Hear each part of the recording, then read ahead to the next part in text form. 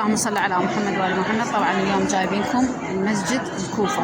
راح أصور لكم المقامات اللي موجودة بمسجد الكوفة. أول مقام هنا عندنا أول ما تفوتون الباب مقام الخضر عليه السلام، يقول لك صلي بيه ركعتين، وإن شاء الله بعد أشوفكم باقي المقامات بعد ما أصلي إن شاء الله نكمل تصوير. هذا يقولون على أساس المكان اللي وقع به مسلم ابن عقيل. هسه شوية أصلي وأرجع أصور لكم. هسه هنا مقام طبعا تخاف ما تندلون. ذاك مقام الخضر اللي قلت لكم عليه، وهذا قباله مقام النبي إبراهيم أول ما تطبون من الباب. ويمكن مقام لازم نصلي ركعتين. هسه خلاختهم بعد. يلا امشوا. النبي إبراهيم، مقام النبي إبراهيم. ها صلي، خلينا نفترهم وبعدين نصليهم كلهم. اي والله. هذا المكان اللي قلت لكم عليه من بعيد، اشاريت اليه. ما ادري، البعض يقولون هو احنا من كنا صغار هواي يعني نسمع، البعض يقولون هنا على اساس مسلم وقع هنا وقع، او البعض يقولون لا سفينة نوح. بس احنا من كنا صغار ما اعرف يعني، دائما يقولون لنا مسلم هنا حفروا له وكادوا له يعني بهذا الشيء ووقعوه. هذا الساعة، ساعة الإمام علي سواها على مود يعرف المواقيت بيها، ويمها مقام النبي محمد. بس خلينا نصلي. هذا الساعة ايش مكتوب عليه؟ الساعة الشمسية. الساعة الشمسية خلينا أقربكم عليه. هاي بعض الساعة الشمسية، هاي اللي الإمام علي سواها. هذا مقام النبي محمد. طبعا هنا خاصة بهذا المقام الحاجات كلش مقضية، يعني دائما أنا بنجي قبل على هذا المقام، لكن اليوم قلت أفركم قبلها. هاي الكوفة. هسه راح اخذكم المقام اللي وحده بالتعليقات قالت لي عليه اعطينا القصه مالته، مقام الطست. لحظه امشوا يعني. يلا طبعا هسه اخذكم المقام الطست على مود اسولف القصه اللي طلبتها مني وحده بالتعليقات. قلت لكم الامام علي ستر على بنيه شابه يمه بيه. لحظه هسه راح نوصل له. هذا مقام الطشت اللي قلت لكم عليه، الإمام علي ستر على بنية شابة بيه. طبعا للأسف احنا هسه وقتنا بالعكس، البنية المستورة يذبون عليها مو يسترونها. فهذا مكان الطشت. اكو بنية شابة جابوها اخوانها، بطنها كبر لأن هم قبل تعرفون يسبحون يم على الشط، فالبنية داخلة جرثومة ببطنها. هاي الجرثومة شنو طبيعتها؟ بالمكان الأظلم تنتفخ، فانتفخت ببطنها. أهلها عبالهم صارت حامل، هي ما متزوجة، فرادوا يذبحونها. فحكموا بأن يروحون للإمام علي.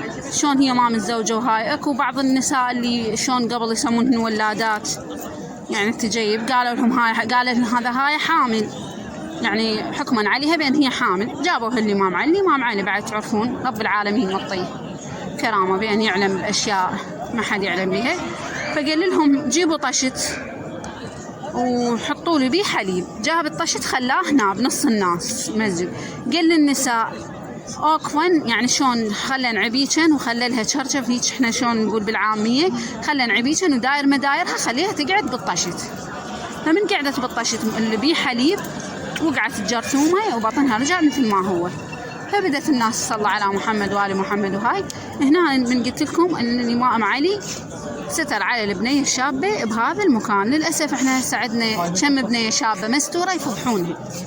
هاي الوقت هذا الأغبر، وقتنا الأغبر اللي صدق محتاجين يعني الإمام المهدي يظهر به. يا ما بنات شابات يا ما غيرها مستورات يجيها باب ديانة، باب مدري شنو، باب اني رايدش، باب اني مدري شنو، وبالاخير يفضح بيها.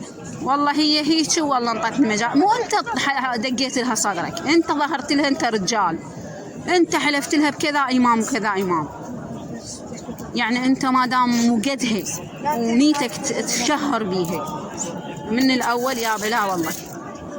ودير بالكم يلتحوا الناس حافوا بيدرك. هاي مقام دكة القضاء. طبعا هنا احنا بكل مقام لازم تصلون ركعتين، الركعتين هم بها اجر وثواب لكم قربة الى الله، وان شاء الله يا رب يقضي حوائجنا وحوائجكم. هذا هو مسجد الكوفة اللي قريت بيه قصيدة شلون تروح بعدك ما غفت عيني يا ابويا وغلاتك رايدة احكيها، اطب للكوفة تخنقنا الف عبرة من غيرك ما تلوق الكوفة تدريها. الكوفة لاقت لمحمد الصدر وللإمام علي، وإن شاء الله الإمام المهدي يصلي هنا. هذا مقام النبي آدم هم بالكوفة. اليوم أشبعكم مقامات. شنو هو المقام؟ المقام المكان اللي يصلي بيه النبي، هو لذلك يسمونه مقام. فهنا كل مقام مثل ما صورت لكم إياهن، كل مقام يصلون به ركعتين. هذا مقام جبرائيل. وين مقام النبي آدم؟ بس تعالوا شوية قبل باعوا هسه راح أسوي لكم. هذا مقام النبي آدم، وهذا مقام جبرائيل. منين؟ قريب عليه باعوا عليه مزار مسلم ومن صفحة الرجال. هذا مقام النبي الملك جبرائيل العفو. شوفوا هاي اللقطة كلش حلوة على عناد الوهابية السعودية. السني صلوا بالكوفة. هاكم هاي احنا بالعراق ما عندنا تفرقة والله.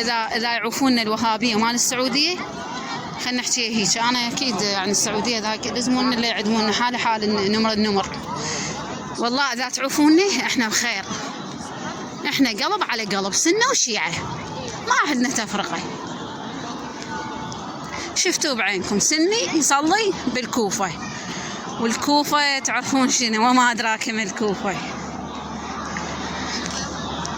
مسجد الشيعة، المسجد اللي صلى به الإمام علي، المسجد اللي صلى به المرجعية الشيعية هم هيك هنحكيها. هذا المنبر اللي كان يصعد عليه الإمام علي، المنبر اللي كان يصعد عليه الإمام علي. بعده شلون ما نقول صعدوا عليه اكو يعني، لكن ما دامت لهم. بس هذا المنبر كان يصعد عليه الإمام علي يلقي خطبة به. يعني هنا قاعد الإمام علي ودخلت عليه الثعبان من باب الثعبان.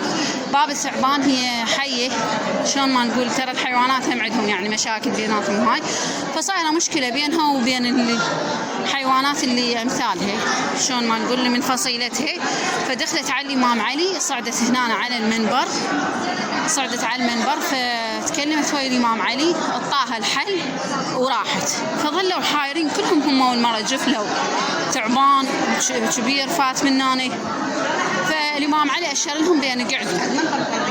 المهم حل القضية اللي هي صايرة عندهم المشاكل بيها، ورجعت الثعبان طلعت من باب الثعبان، فلذلك سموه باب الثعبان. هذا هو منبر الإمام علي.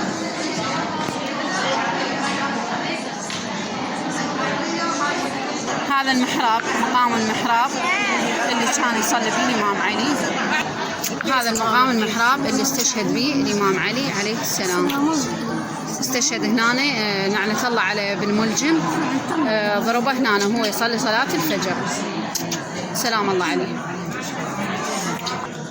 طبعا هنا كان السيد الصدر يصلي. أنا أدري به هناك بس بعد ما أدري هسه يقولون على أساس هذا المكان اللي كان السيد الصدر يصلي به، ومنه يصلون وراء المسلمين. هسه خلينا نوديكم ذاك اللي أنا قلت لكم شاكة به، هو اللي السيد الصدر يصلي به. طبعا أنا حتى لو جاي ما أتذكر يعني قصدي، حتى لو يعني أتذكر السيد الصدر بس ما أتذكر، العمر كان صغير. أتذكر أكثر إخوان كانوا يجون يصلون وراه، أظلت وراهم ما يجيبون وياهم. هذه هم محراب. فأنا هسه ما أدري سألت قالوا لي هناك كان السيد الصدر يصلي. هذه هم محراب.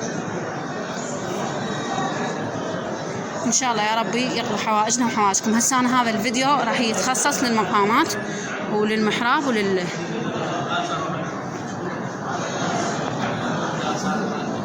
هذا منبر الكوفة.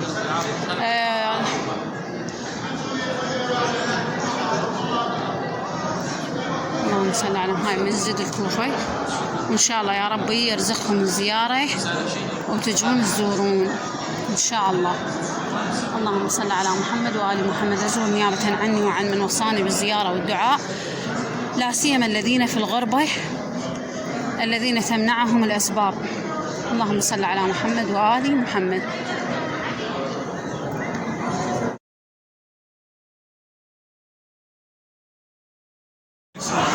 هسه هنا مقام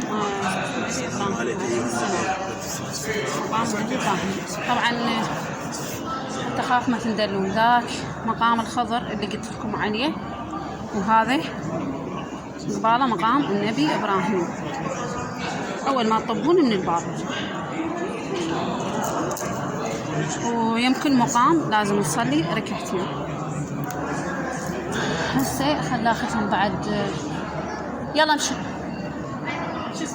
النبي إبراهيم، مقام النبي إبراهيم. ها صلي، خلينا نفترهم وبعدين نصليهم كلهم. اي والله. هذا المكان اللي قلت لكم عليه من بعيد اشاريت اليه. ما ادري، البعض يقولون هو احنا من كنا صغار هواية يعني نسمع، البعض يقولون هنا على اساس مسلم وقع هنا وقع، والبعض يقولون لا سفينة نوح. بس احنا من كنا صغار ما اعرف يعني، دائما يقولون لنا مسلم هنا حفروا له وكادوا له يعني بهذا الشيء ووقعوه. هذا الساعة، ساعة الإمام علي سواها على مود يعرف المواقيت بيها، ويمها مقام النبي محمد. بس خلينا نصلي. هذا الساعة شو مكتوب عليه؟ الساعة الشمسية. الساعة الشمسية خلينا نقربكم عليه. هاي بعض الساعة الشمسية، هاي اللي الإمام علي سواها. هذا مقام النبي محمد. طبعا هنا خاصة بهذا المقام الحاجات كلش مقضية، يعني دائما أنا من نجي قبل على هذا المقام، لكن اليوم قلت أفركم قبلها. هاي الكوفة. هسه راح اخذكم المقام اللي وحده بالتعليقات قالت لي عليه اعطينا القصه مالته، مقام الطست. لحظه امشي يعني. يلا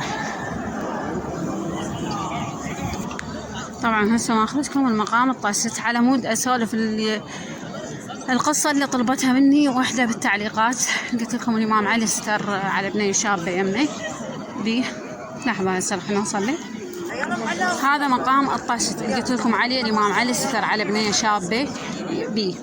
طبعا للأسف احنا هسه وقتنا بالعكس، البنية المستورة يذبون عليها مو يسترونها. فهذا مكان الطشت. اكو بنية شابة جابوها اخوانها، بطنها كبر لان هم قبل تعرفون يسبحون يم على الشط، فالبنية داخلة جرثومة ببطنها. هاي الجرثومة شنو طبيعتها؟ بالمكان الأظلم تنتفخ، فانتفخت ببطنها. أهلها عبالهم صارت حامل، هي ما متزوجة، فرادوا يذبحونها.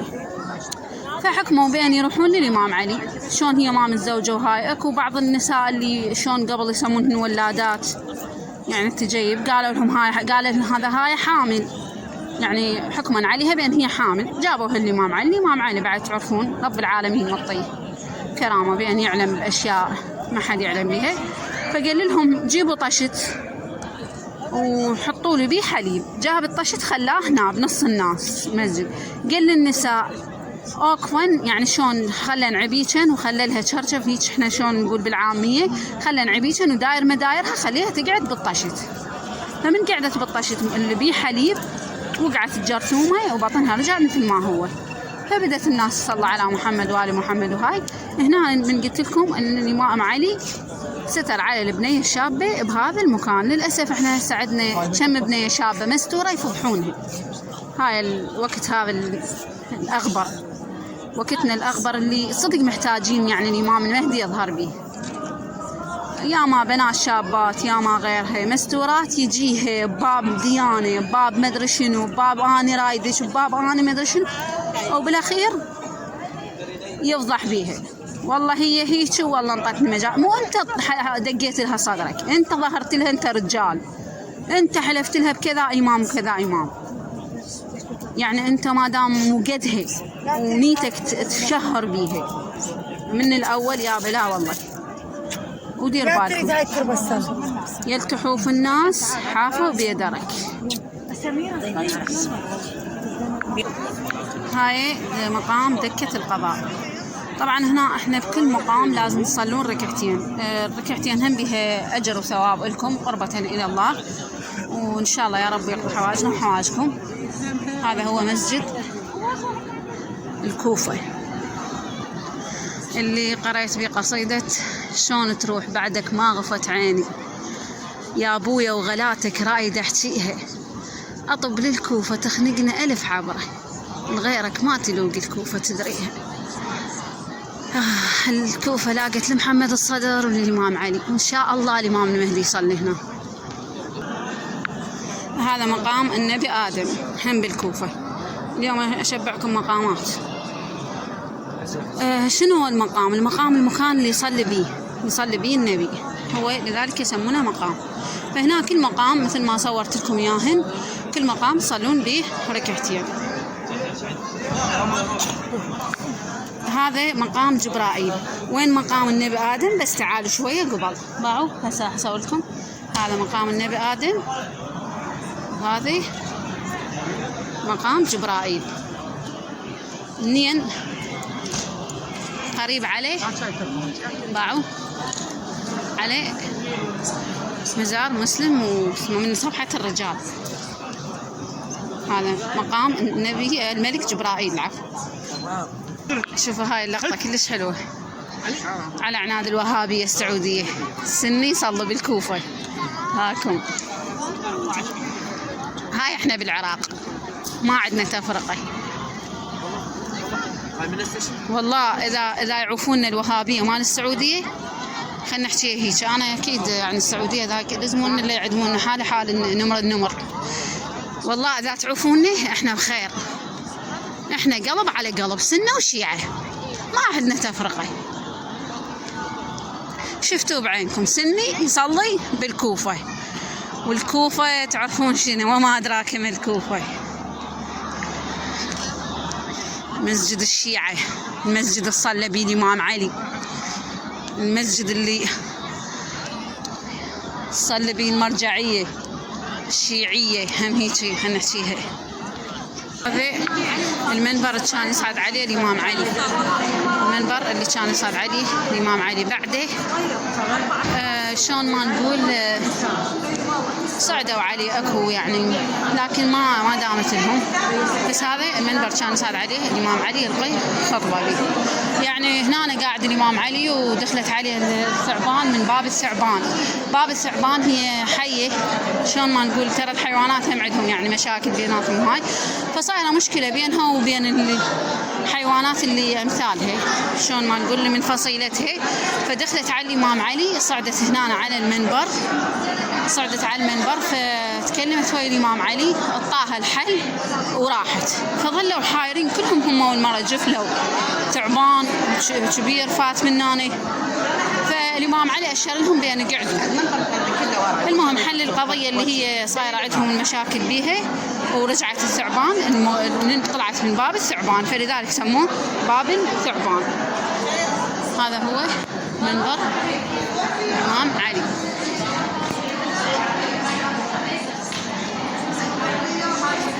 هذا المحراب، مقام المحراب اللي كان يصلي فيه الإمام علي. هذا المقام المحراب اللي استشهد به الإمام علي عليه السلام. استشهد هنا لعنة الله على بن ملجم، ضربه هنا هو يصلي صلاة الفجر. سلام الله عليه. طبعا هنا كان السيد الصدر يصلي، أنا أدري به هناك بس بعد ما أدري هسه يقولون على أساس هذا المكان اللي كان السيد الصدر يصلي به، ومنه يصلون وراء المسلمين. هسه خلينا نوديكم ذاك اللي أنا قلت لكم شاكة به، هو اللي السيد الصدر يصلي به. طبعا أنا حتى لو جاي ما أتذكر، يعني قصدي حتى يعني أتذكر السيد الصدر بس ما أتذكر، العمر كان صغير. أتذكر إخواني كانوا يجون يصلون وراه، أظلت وراهم ما يجيبون وياهم. هذا أهم محراب. فأنا هسه ما أدري سألت قالوا لي هناك كان السيد الصدر يصلي. هذا أهم محراب. إن شاء الله يا ربي يقضي حوائجنا وحوائجكم. هسه أنا هذا الفيديو راح يتخصص للمقامات وللمحراب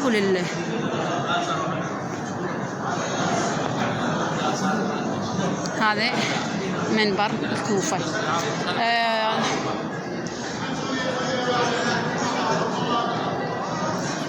اللهم صل على هاي مسجد الكوفة. وإن شاء الله يا ربي يرزقكم الزيارة وتجون تزورون إن شاء الله.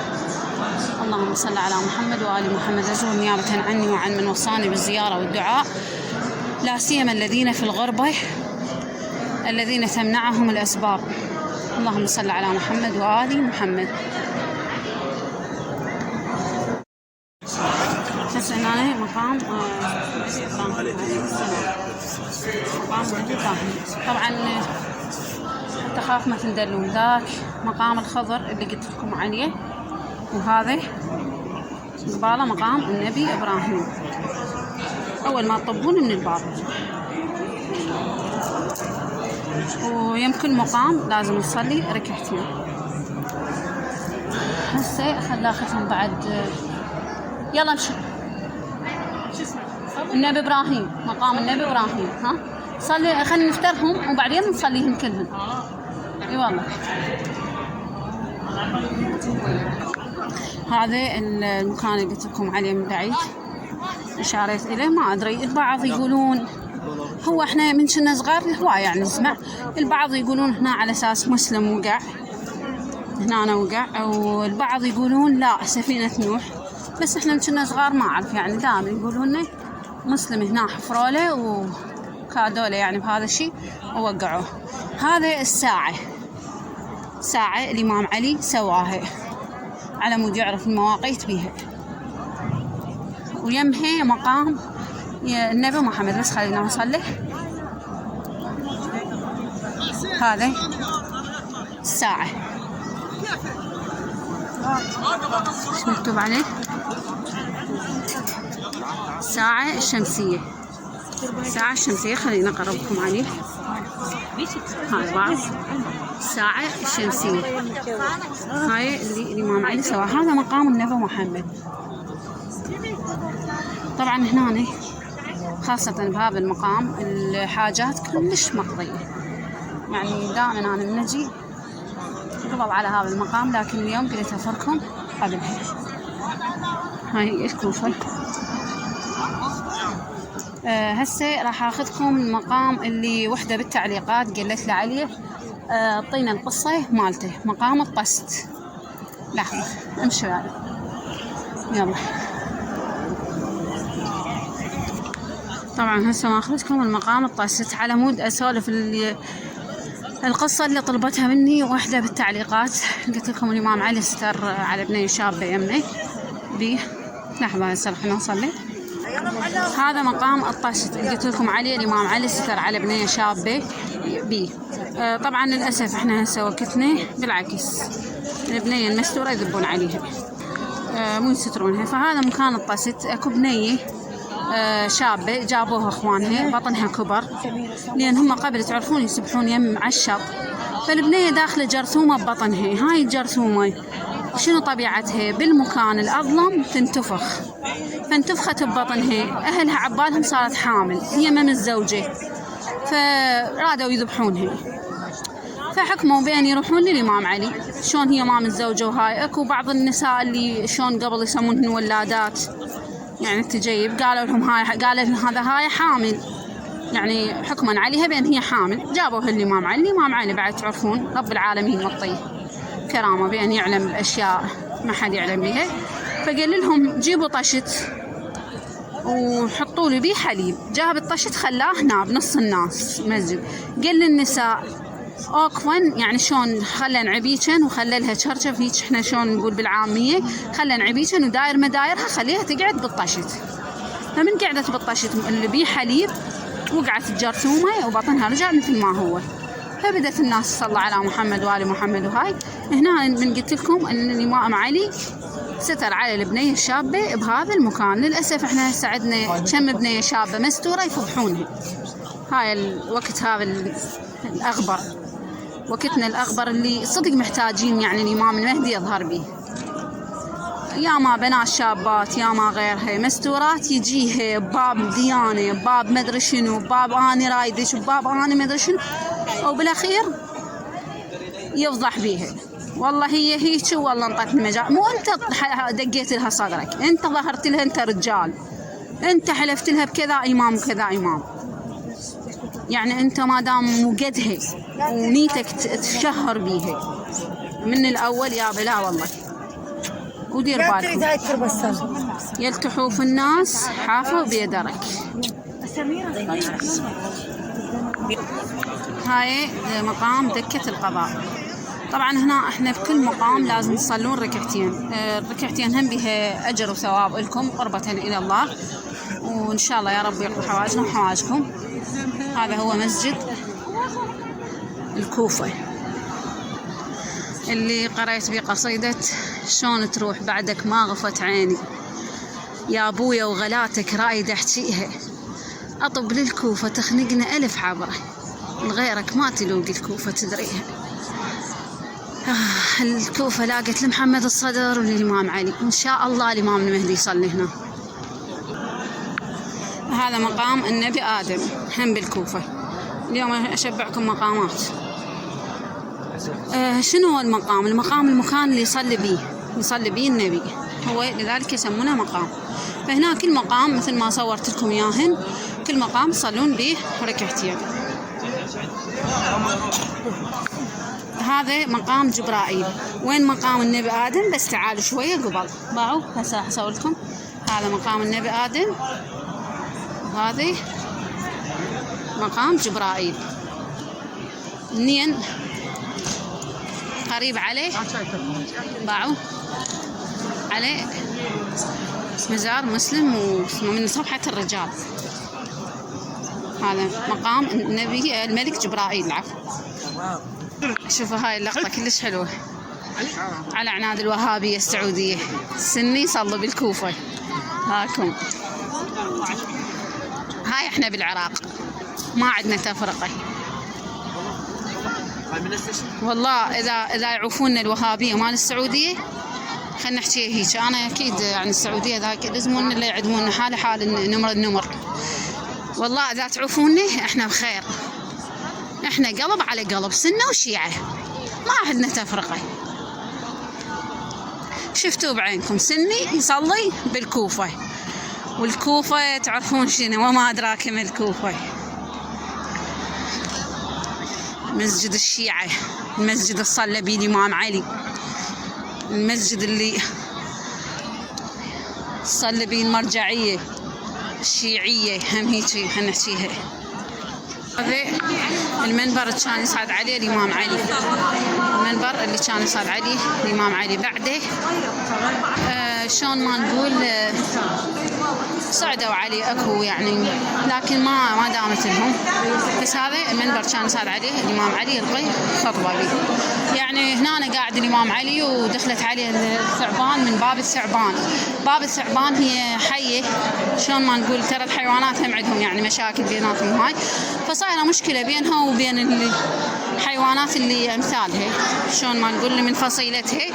فدخلت على الإمام علي، صعدت هنا على المنبر، صعدت على المنبر فتكلمت ويا الإمام علي، اعطاها الحل وراحت. فظلوا حايرين كلهم هم والمرة، جفلوا ثعبان كبير فات مناني. الإمام علي أشار لهم بأن يقعدوا. المهم حل القضية اللي هي صايرة عندهم المشاكل بيها، ورجعت الثعبان طلعت من باب الثعبان، فلذلك سموه باب الثعبان. هذا هو منبر الإمام علي.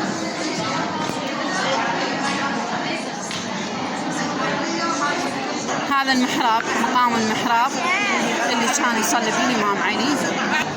هذا المقام المحراب اللي استشهد به الإمام علي عليه السلام. استشهد هنا نعلة الله على بن ملجم، ضربه هنا هو يصلي صلاة الفجر، سلام الله عليه. طبعا هنا كان السيد الصدر يصلي. أنا أدري به هناك بس بعد ما أدري، هسه يقولون على أساس هذا المكان اللي كان السيد الصدر يصلي به، ومنه يصلون وراء المسلمين. هسه خلينا نوديكم ذاك اللي أنا قلت لكم شاكة به، هو اللي السيد الصدر يصلي به. طبعا أنا حتى لو جاي ما أتذكر، يعني قصدي حتى يعني أتذكر السيد الصدر بس ما أتذكر، العمر كان صغير.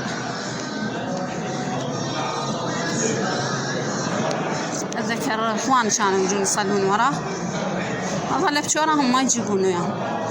هذا أهم محراب. فأنا هسه ما أدري، سألت قالوا لي هناك كان السيد الصدر يصلي. هذا أهم محراب.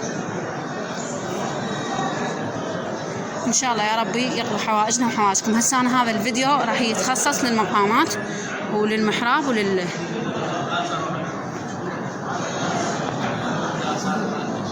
هذا منبر الكوفة.